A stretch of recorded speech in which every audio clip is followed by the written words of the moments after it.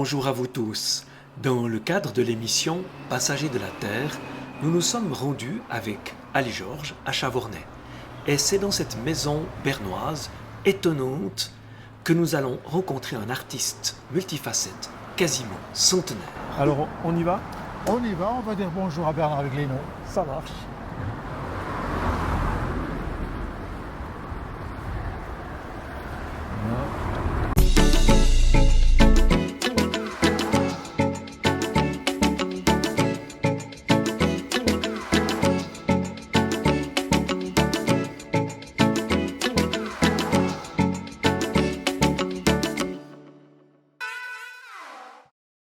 Alors, Bernard Viglino, tu étais le cousin de ma maman. Durant mon enfance, nous étions tout proches voisins. Et je crois pouvoir dire que tu m'intimidais autant que tu m'intriguais. Mosaïste, peintre, brocanteur à tes heures, des étiquettes qui faisaient de toi quelqu'un d'un peu à part. Tu es né le 15 septembre 1924 à Paris, mais pratiquement toute ta vie s'est déroulée à Chavornay. Aujourd'hui, dans ta 97e année, tu es resté fidèle au village de ton enfance et à cette maison bernoise que tu habites, sauf erreur, depuis 1958. On peut dire que tu l'as maintenant totalement investi de tes créations et bricolages en tout genre. Qui ou quoi t'a guidé dans ce besoin d'occuper, de décorer tous les coins et recoins de ton historique bâtisse? Ça, c'est un jeu, c'est un son pour m'amuser un peu. Parce qu'en réalité, c'est vraiment surchargé. Alors, comme je suis un amoureux de tous les objets, je vis avec ces objets, un petit peu comme dans un truc, disons, comme une prison, si on veut bien. Je suis un ermite. Je suis comme un ermite dans cette maison. Alors, tous ces objets, j'adore ces objets, je les adore, et puis je les vénère en plus. Mais ça plaît pas à tout le monde. Tu les trouves où, tous ces objets? Un peu partout, j'ai les brocanteurs, j'ai fait toute ma vie les brocantes. Toutes les brocantes du pays, je les ai faites avec mon épouse à l'époque. J'en ai ramassé beaucoup, j'en ai encore, j'en découvre des fois que j'ai complètement oublié. Je les ressors, puis je les installe, je fais des petites installations. C'est un petit peu comme de l'art brut, si on veut bien. On n'est pas loin de ça. Moi qui viens de temps en temps te dire bonjour, Oui. je vois à chaque fois des nouveautés, des choses qui ont Oui, totalement changé. même moi, je redécouvre des choses que j'avais oubliées complètement. Mais je pourrais animer 2 maisons comme ça, ou 3 maisons. J'en ai déjà 2 d'animées, je ne peux pas encore faire plus. Alors, de toutes les incroyables activités que tu as pratiquées ou que tu pratiques encore, il est où l'essentiel? Qu'est-ce qu'il faudra conserver pour l'avenir? Un truc assez drôle, c'est que j'ai fait une fondation. Alors, cette maison bernoise, elle restera occupée pendant très longtemps, inoccupée plutôt pendant très longtemps.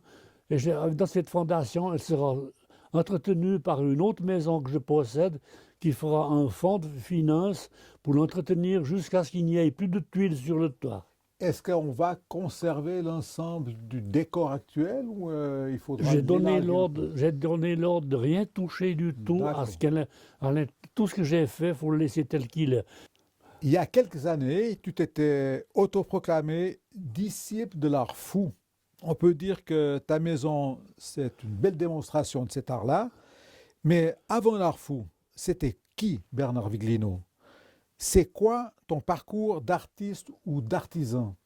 Alors, mon parcours d'artiste, c'est pas compliqué. J'ai été formé comme apprenti plâtrier peintre. Je pensais que je resterais dans l'entreprise de mon père, mais là, les circonstances ont fait, la chance aussi ont fait que j'ai pu avoir des travaux, que j'ai pu gagner des prix qui m'ont fait connaître. C'est pour cette raison que j'ai pu faire tous ces travaux que j'ai fait, soit de mosaïque, soit de vitraux, ou soit de décoration. Quelques-uns de tes amis et connaissances peintres sont devenus célèbres. De ton côté, est-ce que tu as rêvé, toi aussi, d'être reconnu pour ton travail? Oui, j'ai été reconnu, disons, surtout d'avoir beaucoup de travaux, à l'époque où vraiment je n'étais pas du tout branché dans les trucs officiels, qui m'avait demandé ma liste de travaux. Et quand il a vu ma liste de travaux, il a dit « mais c'est pas possible, vous êtes un des types qui a fait le plus de boulot dans ce pays et personne n'en parle. C'est Ouais. surprenant. Hein? C'est surprenant quand même. Ah oui, c'est surprenant. Il ne comprenait pas. Il m'a dit, on a étudié votre liste, tous ces travaux à Lausanne, personne ne vous connaît, personne ne sait qui c'est. Et c'est un des types qui a fait le plus de boulot, soit en mosaïque, soit en vitraux dans ce pays. J'ai dit, je vais vous dire pourquoi. Pour la simple raison que je n'ai pas eu besoin d'aller taper les portes, d'aller tirer des sonnettes pour faire du boulot. J'avais financièrement la possibilité de m'entretenir moi-même sans avoir recours aux autres gens. Et c'est pour ça que je n'ai pas été médiatiquement mis en valeur. Moi, je vais disparaître prochainement, mais je serai jamais mort. Hein. Non, je pense qu'il y a de quoi conserver pendant quelques années. Ouais. Je vais encore kikiner du monde encore bien quelques années en regardant la maison bernoise, en regardant tous les vitraux, toutes les mosaïques que j'ai fait par le monde, tout ce que j'ai fait, un tas de choses, quoi. Pendant presque une trentaine d'années. Hein. Ouais, essentiellement des choses qui étaient préparées par Monnier ou, J'ai fait des choses pour différents peintres. Entre autres, celui que j'ai utilisé le plus, c'est le peintre Paul Monnier. Il y a eu le peintre Chavos, il y a eu Balmos, il y a eu Misat Putala, il y a eu plusieurs artistes valaisans pour qui j'ai fait des travaux. Et j'en ai fait personnellement aussi, pour moi, soit en mosaïque et soit en vitraux. Il y a une chose qui m'a toujours fasciné, c'est ton esprit facétieux. Il te vient d'où? Parce que j'aime bien me moquer. Je trouve qu'il y a des gens qui se prennent tellement au sérieux, ils font des trucs, ils n'ont rien fait du tout et ils se prennent au sérieux. Tandis que moi, ça tourne plutôt à la dérision. Hein. Souvent, dans les églises que j'ai faites, dans les vitraux, c'est souvent des pasteurs qui me disaient, il y a toujours un petit coin dans un vitrail, un petit peu d'humour. Elle a été ton ombre, ta lumière, ta muse. Tu as vécu 75 ans avec ton épouse Madeleine. Oui. C'est plus qu'une simple aventure. C'était comment vous deux? Pourquoi je me suis marié avec Madeleine? C'est la faute d'une boy à lait. Je ne la connaissais pas, celle-là. Je vais te dire pourquoi. Parce que Madeleine, que j'ai connue, moi je travaillais dans le bâtiment à Bavois, j'étais là-bas, puis je vois cette fille qui passait sur le chemin avec une boy à lait qui avait l'air d'une femme vraiment altière, hein, vraiment, avec sa boy.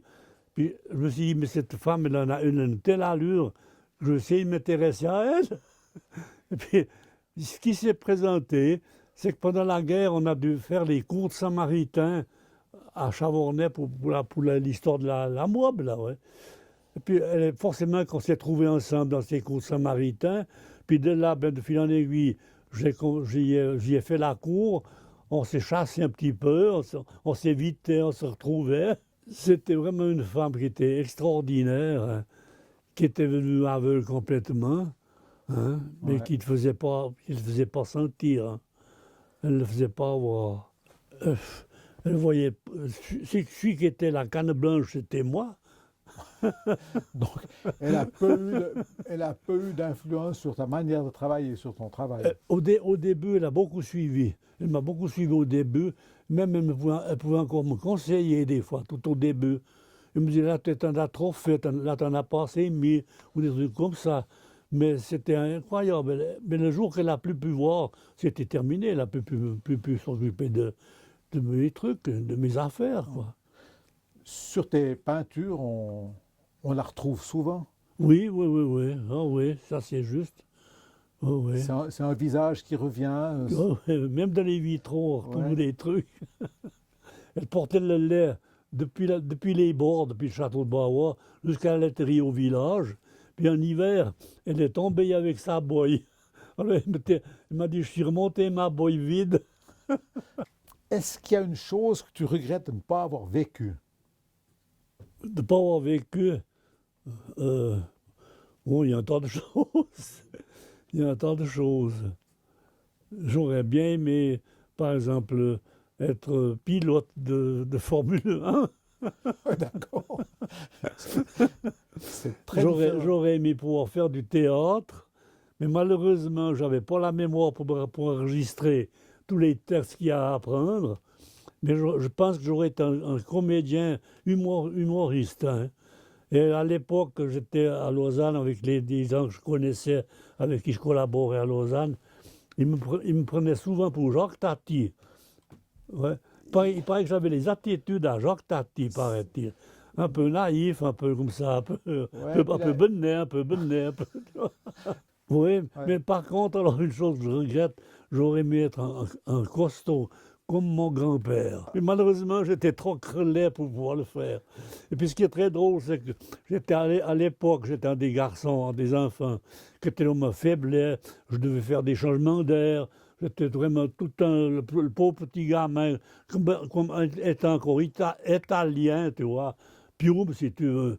Hein. Ouais. Je souffrais un peu des autres enfants, mais maintenant, ce que je me rends compte, c'est que tous ces gamins qui étaient des costauds, ils sont tous morts, il n'y a que moi qui suis encore là. Aujourd'hui, c'est quoi ton rêve? Qu'est-ce qui t'amuserait encore de pouvoir réaliser? Oh, c'est difficile à dire. Réaliser ça, j'aimerais être un Égyptien. Alors, comme actuellement, vous êtes ici, vous êtes dans mon tombeau. Donc, il y a Madeleine qui est là, et moi, je viendrai ici aussi. Donc, ça sera un tombeau. Ça sera la pyramide, la maison bernoise.